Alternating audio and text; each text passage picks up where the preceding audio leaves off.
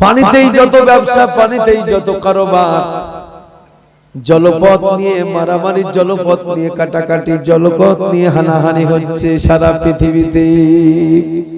Iran সরকার তার অধীনের রাস্তা Hormuz যেটা বলছে বন্ধ করে দিয়েছে। অত বড় শক্তিধর আমেরিকা, ট্রাম্পের বাবাজি মাথা ঘুরে গেছে। অহংকার করিস না, শক্তি রাখ, অহংকারীকে আল্লাহ ভালোবাসে না। পৃথিবীর জমিনে তাহলে আমরা এসেছি দুনিয়ার বুকে, দুনিয়ার কাজকর্ম করব। সুন্দর সুন্দর ফলমূল আল্লাহ তৈরি করেছেন কার জন্য? শুধু জীবজন্তু খাবে তাই না। সামান্য একটা উদাহরণ আপনাকে দিই। একটা গায়ের মনে করুন 10 থেকে 20 লিটার দুধ হয়। বাচ্চা কটা হয়? একটা বাচ্চার জন্য 20 লিটার দুধ কি হবে আমাকে বোঝান। একটা মাত্র বাচ্চা 20 লিটার দুধ ও খেতে পারবে? ও যদি খায় 2 দিন যাবে না, মরে যাবে, হজম করতে পারবে না এতটা দুধ। আল্লাহ রাব্বুল আলামিন হিসাব মতো বুঝিয়ে দিচ্ছেন, বান্দারে শোন, আমি আল্লাহ হালালে বরকত দিয়েছি, হারামে দিই নাই। একটা কুকুরের বাচ্চা 5 থেকে 7টা হয়, কিন্তু তার স্তন যদি টানা হয় 1 কিলো দুধ বের হবে না। 5 থেকে 7টা বাচ্চার জন্য 1 কিলো দুধ নাই, আর একটা বাচ্চার জন্য গায়ের স্তনে আল্লাহ 10 থেকে 12 থেকে 20 লিটার দুধ কেন দিয়েছেন? আল্লাহ বোঝাতে চাইছেন, বান্দা কুকুর না পাক, কুকুরের দুধ তোদের জন্য না পাক। কুকুরের দুধ থেকে ছানা বড়া তৈরি হবে না, না হবে? কুকুরের দুধের ছানা বড়া পাওয়া যাবে না, চমচম পাওয়া যাবে না, কুকুরের দুধের ঘি পাওয়া যাবে না, মাখন পাওয়া যাবে না। বাজারে চলে যান, মাখনের দরকার, পাওয়া যাবে না, যাবে না। গরুর দুধের মাখন পাওয়া যাবে, ঘি পাওয়া যাবে, ছানা পাওয়া যাবে, দহি পাওয়া যাবে। গরুর দুধ থেকে বিভিন্ন ধরনের খাদ্য খাবার পাওয়া যাবে, কিন্তু কুকুরের দুধের যদি একটা ছানা বের করতে পারেন, গোটা দিনাজপুরের হাটে, গোটা দিনাজপুরের আপনার মার্কেট থেকে আমি আজ থেকে বক্তব্য দেওয়া বন্ধ করে দেব। ভাবতে হবে, একটু চিন্তা ভাবনা করুন, দেখবেন সব পাবেন। আল্লাহ পাক খেতে তাহলে নিষেধ করেননি। আল্লাহ বলছেন, বান্দারে আমি শুধু গাইটার বাছুরের জন্য শুধু দিইনি, বাছুরটা তার মতো সে পান করবে, আর তার থেকে তোমরা দুহে নিয়ে তোমরা ব্যবসা করো, বাণিজ্য করো, বিভিন্ন ধরনের খাদ্য খাবার তৈরি করে তোমরা খাও। তাহলে খেতে নিষেধ কোথায়? নিষেধ করেননি, নিষেধ করেছেন কি? খেতে, যাতে আপনার আমার শরীরে ক্ষতি হবে। আল্লাহ পাক বলছেন, ইয়া আইয়ুহান নাস কুলু ওয়াশরাবু হালালান, কুলু ওয়াশরাবু মিম্মা ফিল আরদি হালালান তাইয়্যিবা ওয়ালা তাত্তাবিউ খুতুওয়াতিশ শাইতান ইন্নাহু লাকুম আদুউম মুবিন। আল্লাহ পাক বলছেন, ও জগতের মানুষ, তোমরা খাও, পান করো যা তোমাদের জন্য জমিন থেকে উৎপাদন হয়, উৎপন্ন হয়, তাই না বাবা? জমিন থেকে শাক সবজি ফলমূল সব উৎপন্ন হয়। আল্লাহ বলছেন, সেগুলো যেগুলো তোমাদের জন্য হালাল করেছি, পাক ও পবিত্র, সেই বিষয় বস্তুগুলো, সেই খাদ্য খাবারগুলো তোমরা খাও। ওয়ালা তাত্তাবিউ খুতুওয়াতিশ শাইতান, তোমরা শয়তানের ইত্তেবা পায়রবি করিও না। কেন? শয়তান হচ্ছে তোমাদের প্রকাশ্য দুশমন। এই শয়তানের হাত থেকে আমাদেরকে বাঁচতে হবে। আমি যে সূরাটি বোঝানোর জন্য আপনাদেরকে বলছিলাম, মানুষ মার্কা সূরা, যে সূরাতে আল্লাহ পাক বোঝাতে চেয়েছেন, ওরে জগতের মানুষ, আমি শুধু তোদের রব নই, আমি তোদের মালিক। আল্লাহ পাক বলছেন, বিসমিল্লাহির রহমানির রহিম, কুল আউযু বিরাব্বিন নাস, পড়ুন জানা থাকলে, কুল আউযু বিরাব্বিন নাস মালিকিন নাস ইলাহিন নাস মিন শাররিল ওয়াসওয়াসিল খান্নাস আল্লাযী ইউওয়াসবিসু ফি সুদুরিন নাস মিনাল জিন্নাতি ওয়ান নাস। এই সূরাতে আল্লাহ পাক বান্দাকে কি বোঝাতে চেয়েছেন, এই বুঝ শক্তিগুলো নিতে হবে আর সেই মোতাবেক জীবন আমাদেরকে ধারণ করতে হবে। আল্লাহ পাক বলছেন, নবী গো, সেই মাবুদের কাছে আপনি সাহায্য প্রার্থনা করুন। কুল আউযু বিরাব্বিন নাস, যিনি হচ্ছেন মানুষের রব। মানুষ শুধু মুসলমানদের নয়, পৃথিবীতে যত মানুষ আছে এই মানুষকে লালন পালন করে কে? আল্লাহ। রুজির মালিক বাস্তব আল্লাহ। আপনি হিসাব করে দেখবেন, আপনার নিজের জীবনে আপনি সেটা উপলব্ধি করতে পারবেন। আজকে আমার ওয়াজ শুনে রাত্রিতে শোয়ার আগে একটা খাতা কলম নিয়ে একটু রুটিন করবেন যে আগামী কাল সকাল বেলায় আপনি কোথায় যাবেন, কোথায় খাবেন, কি করবেন, সকাল থেকে সন্ধ্যা পর্যন্ত যা যা করবেন একটা রুটিন তৈরি করে রেখে দিয়ে আপনি শুয়ে পড়বেন। এই সকাল থেকে সন্ধ্যা পর্যন্ত যে রুটিন আপনি বানালেন, এই রুটিনটা যদি আপনার পাই টু পাই ঠিক হয় তো আপনি আমাকে ফোন করবেন। আপনি যে রুটিন বানিয়েছেন আমি আল্লাহর কসম করে বলতে পারি ঠিক হবে না। যদি 100টা বা 50 থেকে 100টা যদি আপনার সিরিয়াল থাকে, পাই টু পাই যদি আপনি 50টা মিলাতে পারেন তো আপনি আমাকে বলবেন। আপনি যে রুটিন তৈরি করেছেন আল্লাহ পাক অন্য রুটিন বানিয়ে রেখে দিয়েছেন।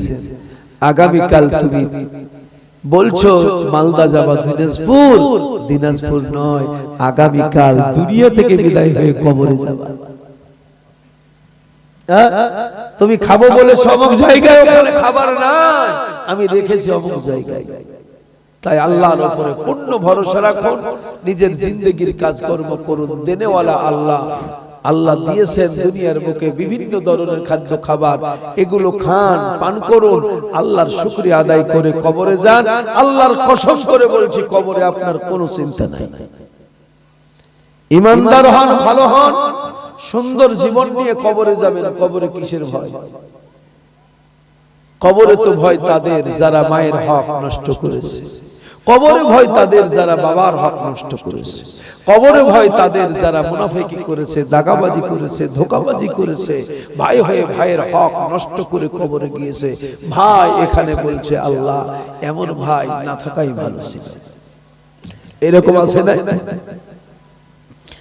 আমার মা বোনেরা, বাবা জীবন ভাইরা আমার, ধর্ম পালন মানে পাগড়ি পরা নয়, ধর্ম পালন মানে জুব্বা পরা নয়।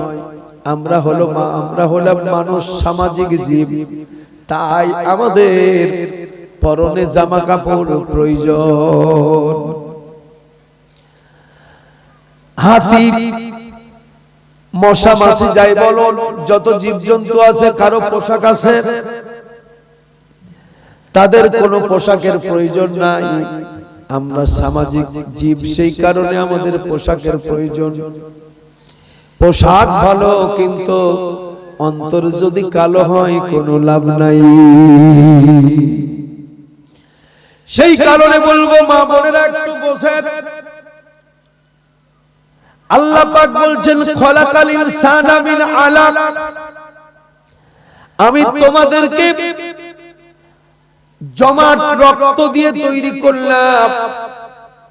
কিসের অহংকার করবেন, কিসের গৌরব করবেন না।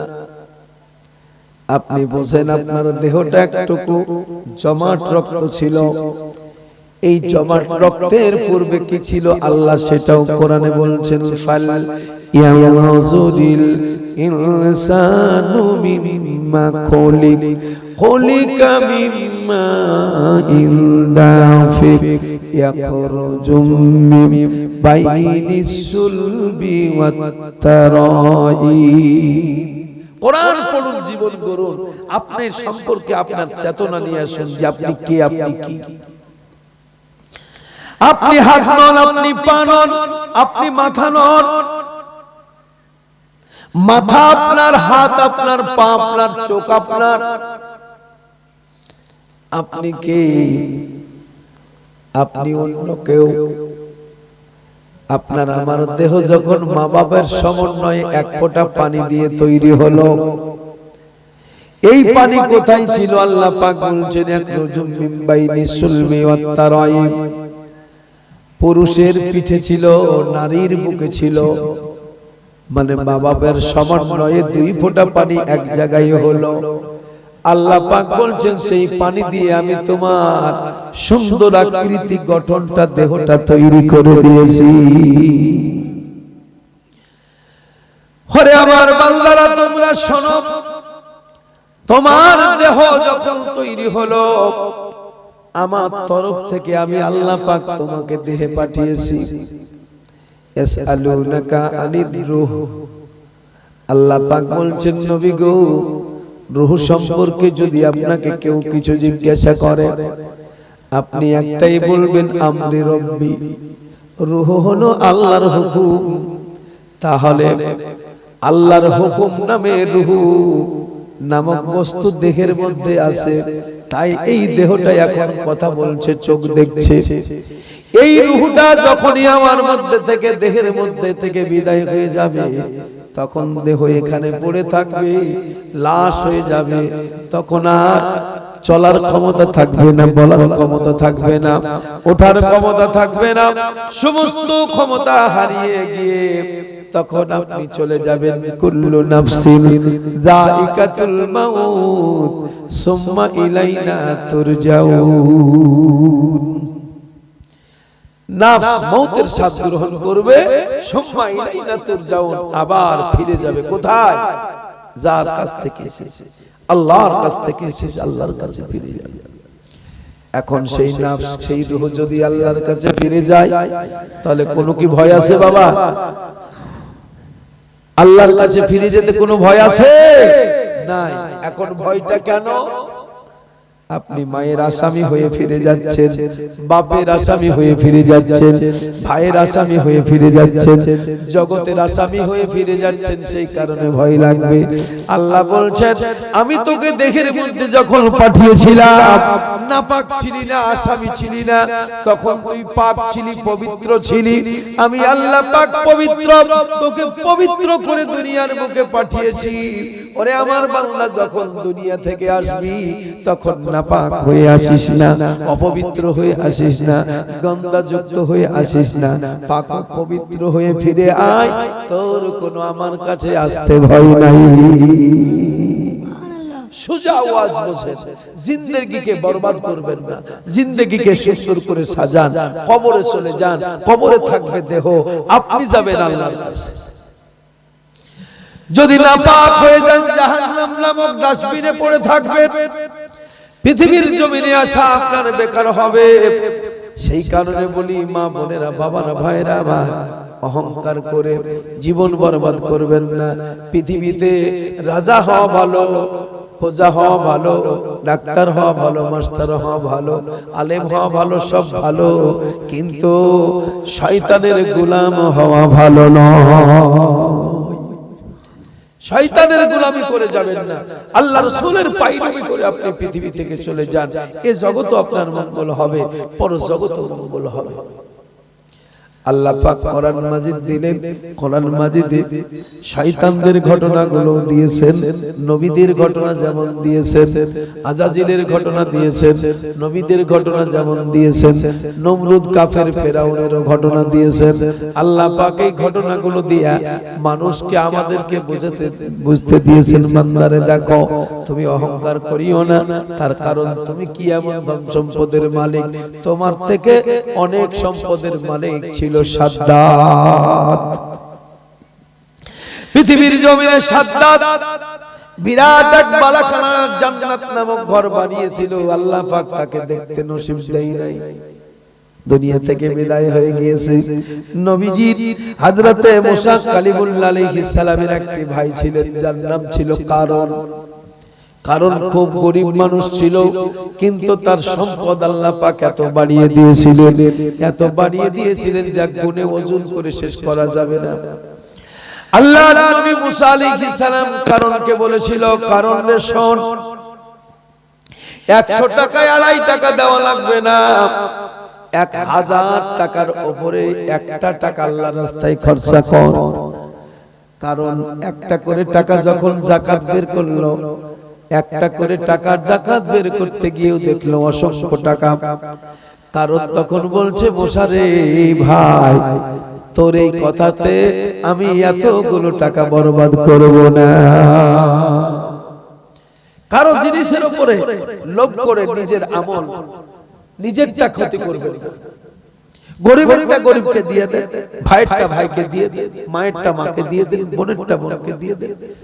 আল্লাহ পৃথিবীতে কি কিছু জিনিসের অভাব আছে যে আপনি কারো জোর করে কেড়ে নিয়ে আপনার অভাব পূরণ করবেন? এটা মূর্খের কাজ, মূর্খের কথা। ভাইকে ফাঁকি দিয়ে আপনি ভাবছেন তার 1 কাঠা বা 5 কাঠা জমি নিয়ে নিলাম, বিরাট কিছু বাহাদুরি করলাম। বোনের হয়তো 10 কাঠা পেতো, আমি নিয়ে নিয়ে বিরাট কিছু বাহাদুরি করলাম। কি বাহাদুরি করেছেন? আজীবন কাল বোন সামনে বদদুয়া করবে না, করবে না? বলুন, এই বদদুয়ার জমি এর ফসল আপনার হজম হবে? কোনদিন খেয়ে শান্তি পাবেন না। বদদুয়া এমন একটা জিনিস, বরং দোয়া নেন, মায়ের দোয়া নেন, বাবার দোয়া নেন, আত্মীয় স্বজনের দোয়া নেন, ভালো মানুষের দোয়া নেন, পৃথিবী থেকে বিদায় হন। বাবারে অন্যায় করেছেন, দোয়া চান, আল্লাহর কাছে ক্ষমা চান, আল্লাহ ক্ষমা করে দেবে। কারো অন্যায় করে কবরে যাবেন না, যাবেন না। আমি বলবো কারো হক নষ্ট করবেন না, বরং হক আদায় করুন, আল্লাহ পাক আপনার প্রতি খুশি হয়ে যাবেন। আল্লাহুম্মা সাল্লি আলা সাইয়্যিদিনা মাওলানা আলি সাইয়্যিদিনা মাওলানা মুহাম্মদ। আল্লাহর নবী মুসা আলাইহিস সালাম বললেন, কারণ 1টা করে টাকা তুমি যাকাত দাও, গরিবদের হক আদায় করে দাও। কারণ যখন দেখলো এতগুলো টাকা হয়ে গেল, কারণের লোভ হয়ে গেল, লোভ জন্ম নিল। কারণ তখন আল্লাহর নবী মুসা আলাইহিস সালামকে বদনাম করার জন্য চেষ্টা করলো।